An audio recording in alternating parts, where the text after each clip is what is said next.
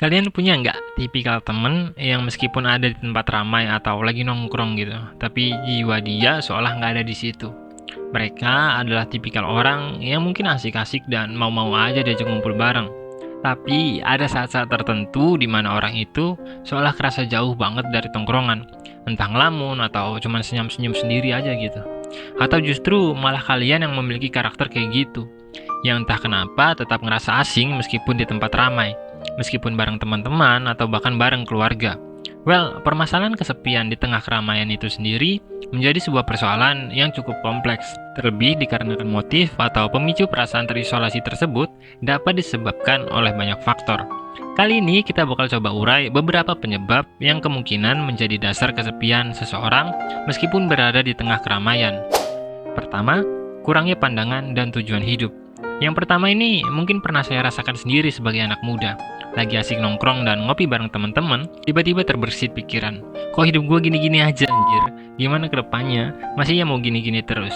Well, ya mungkin masing-masing orang punya versinya tersendiri ya, perihal kalimat yang muncul di kepalanya, entah tentang calon istri, pekerjaan impian, cita-cita untuk menyelamatkan dunia, dan masih banyak lagi.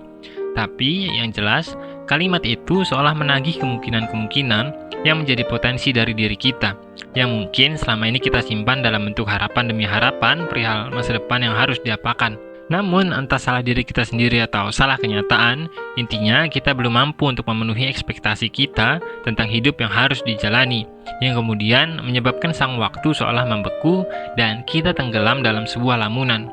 Situasi tersebut menyebabkan kita terisolasi dalam sebuah momen di mana kita fokus pada diri kita sendiri, sedangkan teman-teman atau orang lain justru sedang menikmati momen yang dihadapi, yang secara tidak sadar membentuk sebuah jarak antara kita dengan orang-orang di sekitar kita, hingga melahirkan rasa kesepian di tengah keramaian.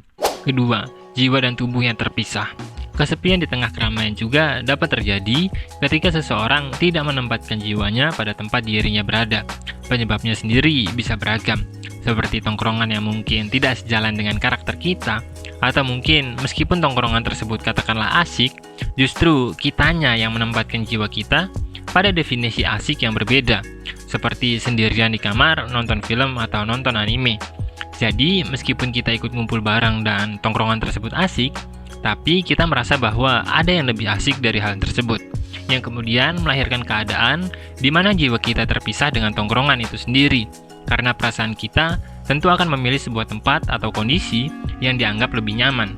Di sisi lain, jiwa dan tubuh yang terpisah juga bisa didasari oleh masalah yang sedang kita hadapi.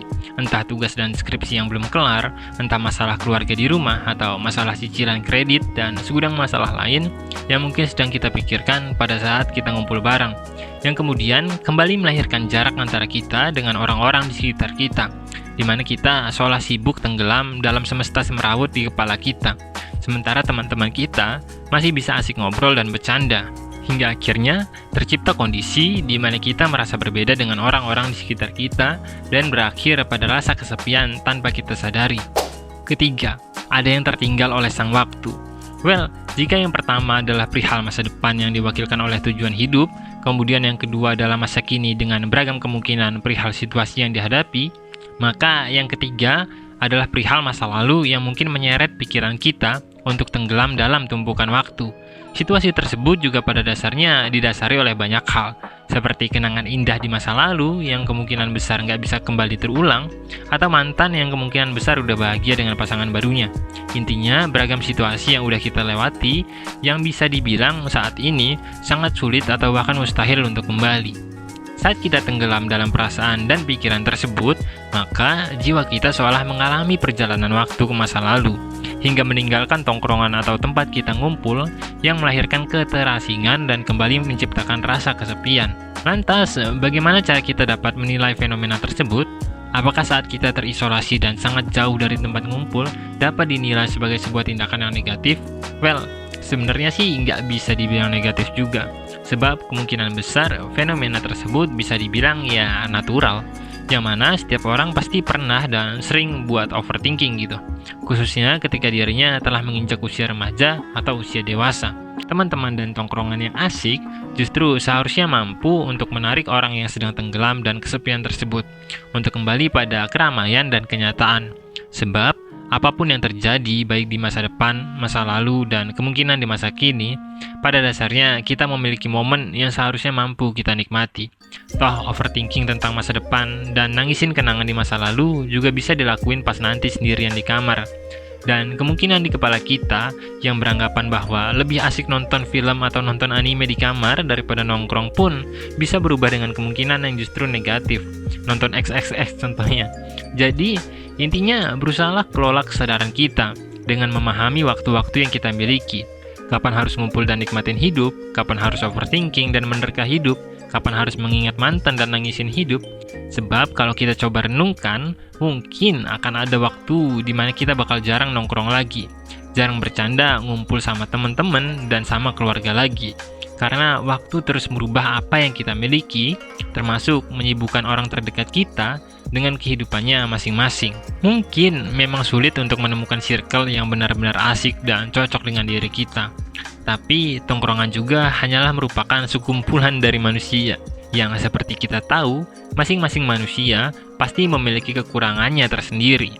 Jadi sangat jelas tongkrongan juga dapat dipastikan memiliki kekurangan. Tapi di luar semua itu, jika kita menemukan orang-orang yang tepat, justru kita dapat mengisi masing-masing kekurangan dan kekosongan jiwa kita dengan berbagi harapan di masa depan, berbagi kemungkinan yang dapat dilakukan masa kini, dan berbagi kisah-kisah di masa lalu. Oh iya, jangan lupa untuk menganggap saya sebagai salah satu teman kalian ya. Kalau kalian punya kisah unik dan menarik tentang tongkrongan kalian bisa tulis di kolom komentar. Sekian kausalitas yang hening, saya Lukman Hakim Azubaidi mohon pamit, sampai jumpa.